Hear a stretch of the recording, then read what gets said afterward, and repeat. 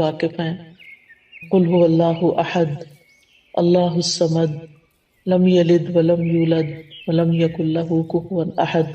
اور اس صورت کی فضیلت سے بھی واقف ہے. کوئی نئی بات نہیں ہے ہمارے لیے، ہم سب جانتے ہیں. تو اس کی اتنی بڑی فضیلت کس بنا پر ہے؟ اخلاص ہی کی بنا پر ہے نا. تو جس طرح اللہ سبحانہ و تعالیٰ ایک ہے، قل هو اللہ احد، صورت کی فضیلت سے بھی واقف ہے، یا جو عبادت اس کے لیے ہو وہ بھی بس صرف اس ایک اکیلے کے لیے ہونی چاہیے. اس کے ساتھ کسی اور کو ملانا نہیں چاہیے، کسی اور کو شریک نہیں کرنا چاہیے. تو اخلاص کا لفظی مطلب ہوتا ہے کسی چیز کو آمیزش سے چھانٹ کے الگ کر دینا، یعنی کسی دوسری چیز کی ملاوٹ سے بالکل الگ کر دینا اس کو. اور لغوی معنی اخلاص کے ہوتے ہیں پاک صاف ہونا اور خالص ہونا. یعنی ہمارا عمل جو ہے، جو ہم اللہ کے لیے کرتے ہیں، وہ ہر طرح کی آمیزش سے بالکل صاف ستھرا ہو، خالص ہو، پیور ہو. اور امام راغب اصفہانی جو ہیں، آپ لوگوں نے ان کا نام سنا ہوگا، مفردات القرآن کے نام سے قرآن مجید کی ڈکشنری ہے، اور بہت ہی بہترین ڈکشنری ہے. ہر قرآن کے طالب علم کو اس سے واقفیت ہونی چاہیے. تو امام راغب اصفہانی لکھتے ہیں کہ الاخلاص التبری عن کل ما دون اللہ تعالی. اخلاص یہ ہے کہ اللہ کے علاوہ ہر ایک سے دل کو پاک کر لیا جائے. یعنی جب ہم اللہ کے لیے کوئی کام کرتے ہیں تو بس وہ صرف اللہ کے لیے ہو، کسی اور کے لیے نہ ہو. اس کے بارے میں کئی ایک اقوال ہیں، لیکن جیسے عز ابن عبد السلام کا قول ہے، وہ کہتے ہیں کہ اخلاص یہ ہے کہ انسان اطاعت کے کام کو اللہ اکیلے کے لیے خالص کرتے ہوئے انجام دے. کس طرح؟ وہ اس طرح کہ اس عمل کے ذریعے سے لوگوں سے اپنی تعظیم اور توقیر یعنی عزت کا ارادہ نہ کرے. یعنی کوئی اچھا کام کر کے پھر وہ لوگوں سے توقع نہ رکھے کہ اب چونکہ اس نے اچھا کام کر لیا اس لیے سب اس کو عزت دیں. مثال کے طور پر اگر ایک ٹیچر ہے، میں اپنے آپ کو ہی لیتی ہوں کہ مجھے تعلیم دینے کے بعد، پڑھانے کے بعد، سکھانے کے بعد جن کو میں سکھا رہی ہوں ان سے یہ توقع نہیں رکھنی چاہیے کہ اب چونکہ میرا ان پہ احسان ہے لہٰذا یہ اس کا بدلہ کم از کم اس صورت میں تو ضرور دینا کہ یہ مجھے رسپیکٹ دیں.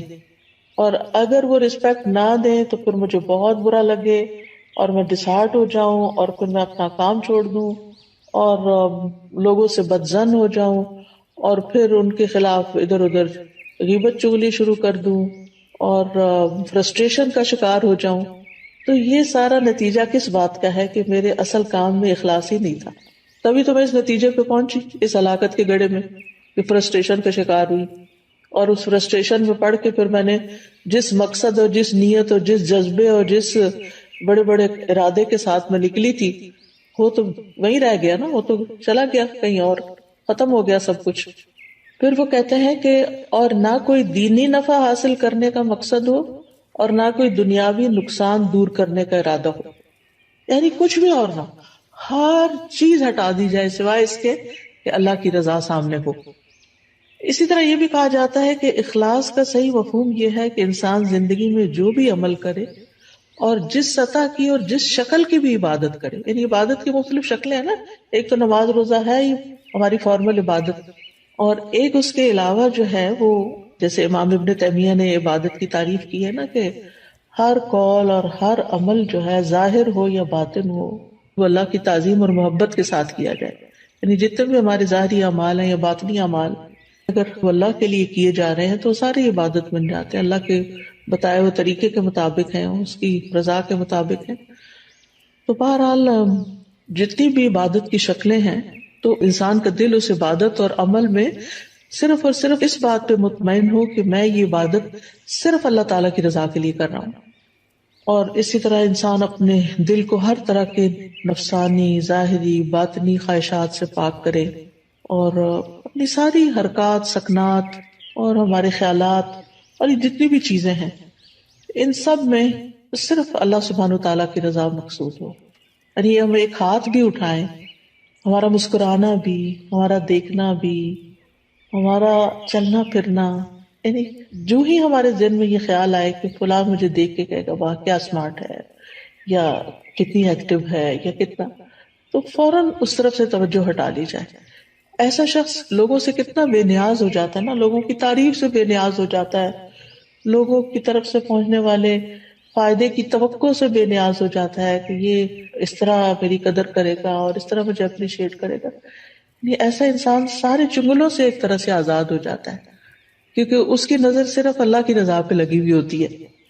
اللہ سبحانہ وتعالیٰ نے قرآن مجید میں ہمیں حکم بھی دیا ہے سورۃ البینہ میں، وما امروا الا ليعبدوا الله مخلصين له الدين حنفاء ويقيموا الصلاة ويؤتوا الزكاة وذلك دين القیمہ، اور انہیں اس کے سوا حکم نہیں دیا گیا کہ وہ اللہ کی عبادت کریں اس حال میں کہ اس کے لیے دین کو خالص کرنے والے ایک طرف ہونے والے ہوں، اور نماز قائم کریں اور زکوٰۃ دیں، اور یہی درست دین ہے. وذلك دین القیمہ. اسی طرح اللہ سبحانہ وتعالیٰ صرف اس عمل کو قبول کرتے ہیں جو صرف اس کے لیے ہوتا ہے. نبی صلی اللہ علیہ وسلم فرماتے ہیں کہ اللہ تعالیٰ فرماتا ہے میں بہترین شریک ہوں، پس جس نے کسی کو میرے ساتھ شریک کیا تو وہ عمل اسی شریک کے لیے ہے. یعنی کسی اور کو اگر آپ اس میں شامل کر لیں گے تو وہ عمل اس کا ہو جائے گا، اللہ تعالیٰ کے لیے نہیں ہوگا. اے لوگوں اپنے اعمال کو اللہ کے لیے خالص کرو، کیونکہ اللہ عز و جل اسی عمل کو قبول کرتا ہے جو خالص اسی کے لیے کیا جائے.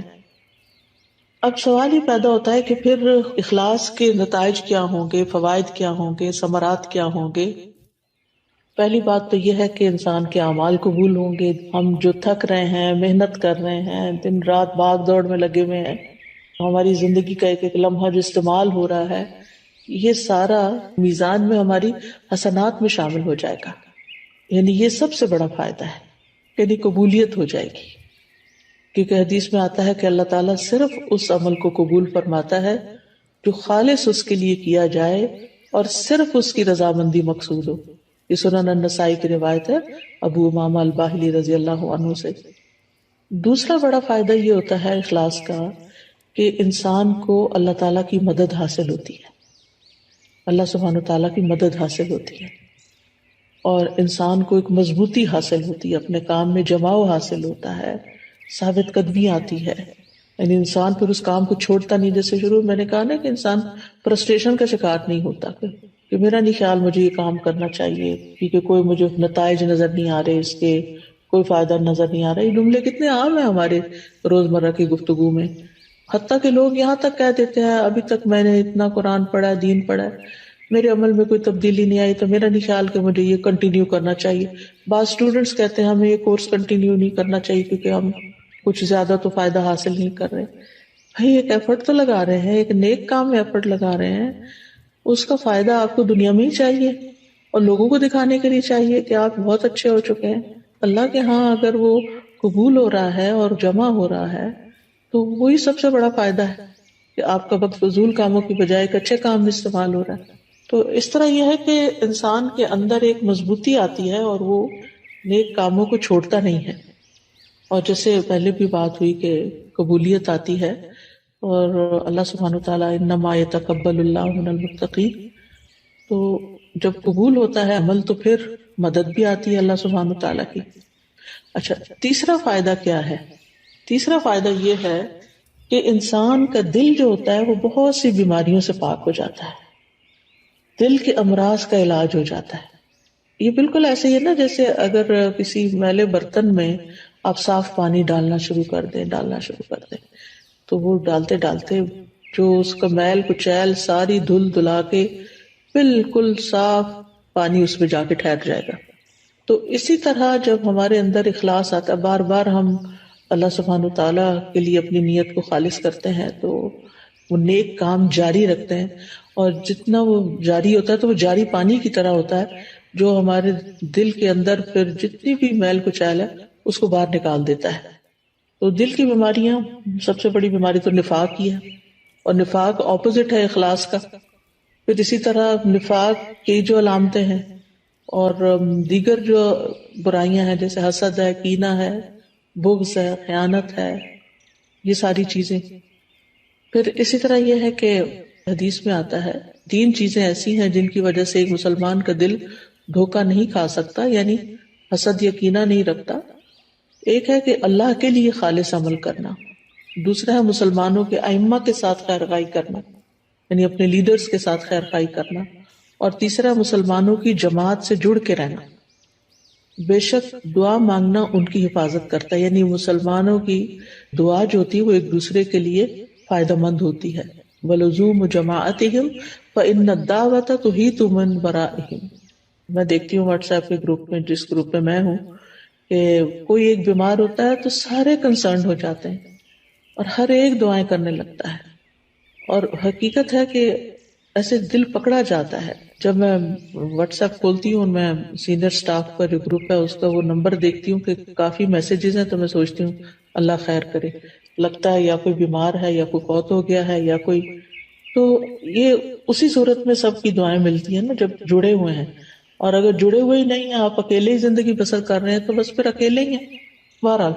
پھر اسی طرح اخلاص کا چوتھا فائدہ یہ ہے کہ جو دنیاوی عمل بھی جو ہوتے ہیں نا، دنیاوی کام جیسے کھانا پینا ہے، بچے پیدا کرنا ہے، شوہر بیوی کا تعلق ہے، خرید و فروخت ہے، یہ سارے کام بھی اخلاص کی وجہ سے نیک اعمال میں شامل ہو جاتے ہیں۔ جیسے صحابہ نے نبی صلی اللہ علیہ وسلم سے پوچھا تھا کہ اللہ کے رسول، ہم میں سے اگر کوئی اپنی خواہش پوری کرتا ہے تو کیا اسے اس میں بھی اجر ملتا ہے؟ تو آپ نے فرمایا بتاؤ، اگر وہ خواہش حرام جگہ پوری کرتا ہے تو کیا اس پر گناہ ہوتا؟ تو اسی طرح جب وہ اسے حلال جگہ پوری کرتا ہے تو اس کے لیے اجر ہی اجر ہے۔ تو اس میں آپ دیکھیں کہ مثلاً آپ والدین کی خدمت کر رہے ہیں، اپنے روزمرہ کے کاموں میں آپ دیکھیں کہ کچھ کام تو آپ خالص دینی کام کر رہے ہوتے ہیں، لیکن بہت سے کام دن بھر میں دنیاوی کام بھی ہمارے روٹین میں شامل ہو جاتے ہیں، جیسے کھانا پکانا ہے، کھانا سرو کرنا ہے، برتن سمیٹنا ہے، بچوں کے پیچھے پڑ کے ان کو کھلانا ہے، بزرگ ہیں تو ان کے چڑچڑے پن کے باوجود ان کے ساتھ خیر خائی کا معاملہ کرتے ہوئے ان کی ضروریات کا خیال رکھنا ہے، یہ سارے کام بندے کو تھکا دینے والے ہوتے ہیں، اور اینڈ آف دا ڈے پھر یا آوازیں بلند ہونے لگتی ہیں انسان کی، یا پھر